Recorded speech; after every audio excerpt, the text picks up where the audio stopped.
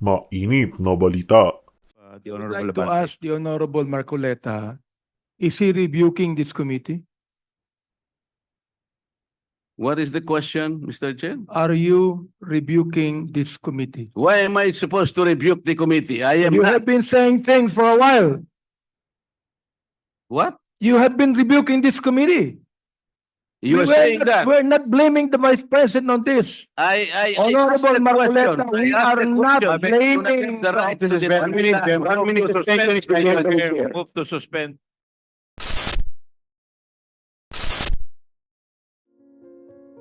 I wish to manifest that the refusal of Her Excellency Vice President Sara Duterte to take her oath in today's hearing in the conduct of inquiry in aid of legislation is an affirmation of her stand, her position during the budget briefing of the OVP. And this representation wishes to manifest that when the resource speaker does not take her oath, then it follows that whatever statement she will provide, we call it could not hold any water. That being not under oath, the same cannot be used as an evidence in any inquiry, in any proceeding, Mr. Chair. In other words, her refusal to answer in the last budget briefing of the OVP is tantamount to her stand in today's inquiry of refusing to take her oath. That is for manifestation, Mr. Chair. And with that, Mr. Chair, I wish to remind the committee, our esteemed colleagues, and the Filipino people of the constitutional mandate that public office is a public trust. When there is a question, we're bound to answer. We're bound to explain. As a matter of fact, no less than the Philippine Constitution provides, we are accountable to the Filipino people at all times. We are now confronted by the issue on confidential fund. And I wish to emphasize, ang confidential fund po ay pera ng taong bayan. And we owe it to the people to explain kung paano ito ginastos, saan ito napunta, and to be specific, sinunod po ba natin ang joint circular regulating the use of confidential fund. Mr. Chair, I wish to raise as well, to invoke as well, and remind our esteemed colleagues that pursuant to the separation of power, we, the Congress, is exercising the power to legislate. Under this power, we also have the power of the purse. We can amend, we can revise, we can approve, and we can disapprove the budget that was proposed to us by the executive. And I wish to remind as well that the best instrument which shows the power of the purse of the people is no less than the General Appropriations Bill, which is an embodiment of the allocation for the entire Philippine government, which is the result of the legislative process of the Congress. In other words, ang budget po ng ating bansa ay napapaloob din sa isang batas, saklaw ng kapangyarihan ng Kongreso, and that is the power to legislate. To be able to make sure that the power of the purse is properly exercised, we are granted as well by the oversight power. And that is to make sure that all our legislations, that includes the budget of the national government, the General Appropriations Act, are well complied with by our fellow public servants. And to make sure, and as a consequence of this oversight power, we have this inquiry in aid of legislation. So I just wish to remind the Filipino people, and that includes the OVP. Ito po ay trabaho ng Kongreso. Busisiin ang budget.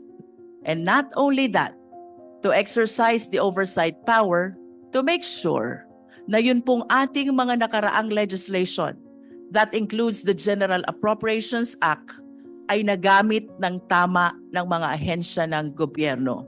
I hope that the OVP will be enlightened to address the issues instead of attacking this institution, of politicizing, and matters concerning politics, Mr. Chair. Third, Mr. Chair, we should be uniform in the application of our rules. If we are guided by the constitutional mandate that public office is a public trust, if we observe malfeasance, misfeasance, and nonfeasance in the LGUs, as a matter of fact, we have pending inquiry in aid of legislation concerning LGUs. Kung iniimbestigahan po natin ang Office of the Mayor, kung iniimbigastahan po natin ang Office of the Governor, by equality under the law, we should conduct an investigation as well to the Office of the Vice President.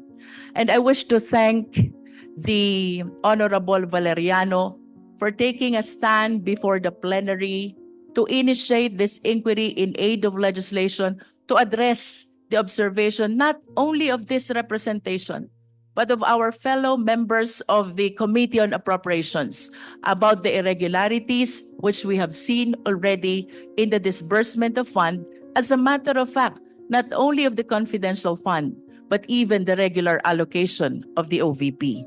With that, Mr. Chair, may I proceed to my question for the COA? Kanina Yes. po, But after your lengthy manifestation, you have Mr. already Chair. consumed 4 just minutes. one, Mr. Chair, Mr. just Chair, one question. Yes, the Honorable Marcoleta. may I offer a counter manifestation, Mr. Chair? Later po, 1 minute na lang po siya and then Kasi I will baka record. makalimutan yung continuity yung flow ng discussion. I'd like to ask only, Mr. Chair, by way of manifestation, is there anybody who is questioning the power of the purse of Congress? Is there anybody who is questioning the legislative function and oversight function of Congress? Is there? Because if there is none, then we are not supposed to overextend the discussion or any manifestation because nobody is questioning that. And I think nobody could question that. Even the privileged speech of the Honorable Valeriano. I think the proper question there, the proper title is not asserting the power of the purse. We should not assert it because that power is inherent in us. Asserting or not asserting that power is of no moment. Yun po ay birthright. Yun po is inherent right of Congress. And let me make of record, the office of the Vice President, to my mind, did not undermine the power of the purse. When she personally came in the first hearing and presented herself, including the budget by way of a PowerPoint presentation, she made a presentation, Mr. Chair. And after that, she made a categorical statement that she said, I forgo, Madam Chair, I forgo my opportunity to defend the budget of the Office of the President by way of question and answer, and instead I leave it to the discretion of the House of Representatives on their decision to decide on the proposal as presented. This is a very respectful answer. Mr. Chair, I did not find any offensive remark in that particular statement. She gave the entire House of Representatives the entire discretion and the entire right to decide on the proposal she presented before us. Why would we blame her for saying that she disrespected Congress? No, sir. I think it was triggered by the fact that questions were asked in relation to the confidential and intelligence funds. To my mind, Mr. Chair, these particular funds were subjected to a notice of disallowance. But the notice of disallowance by its nature, by its very nature, Mr. Chair, is contestable. It is appealable. It is yet to be explained. And initially, as explained by the representative of COA, the notice of disallowance suffered by way of supporting documents, by way of non-compliance with certain requisites. What if the Vice President is able to provide all the supporting documents? What if finally she is able to come up with the requisites required in order for you to consider that all these funds are eventually allowable and they are not disallowed? And chances are she may be able to do that. Hindi po final judgment ang notice of disallowance. As a matter of fact, based on COA's own representation the other day, the Vice President received the notice of disallowance only on August 24, 2024, which means, Mr. Chair, the Vice President has 6 months within which to reply and make an answer. That is correct, Madam COA. So, 6 months is up to February 2025. We should give her all the allowance. We should give her the time. Because 6 months is 6 months. So why are we rushing to make a judgment? As a matter of fact, as I have already initiated earlier, Mr. Chair, when you said that anything we can discuss in this committee provided it is of public interest, and you said that intelligence funds and confidential funds are public interest. But I said, because of our own rules, we should make a prior and preliminary determination that is directly and principally connected to malfeasance, misfeasance, or nonfeasance. We have not made that determination. How can we now begin questioning whether or not the intelligence funds covered by an initial notice of disallowance is already directly and principally connected with nonfeasance or misfeasance or malfeasance? Madam COA, how many agencies of government today are subjected to notice of disallowance? Do you have a number? How many agencies today? With all due respect to the honor, That is a question I will leave, and I will terminate my manifestation, Madam. Yes, but I would like Mr. to Chair, respond. this is still my time. Yes, but I would like to respond to your manifestation, Congressman Marcoleta. Parliamentary Let inquiry, me- Mr. Chair.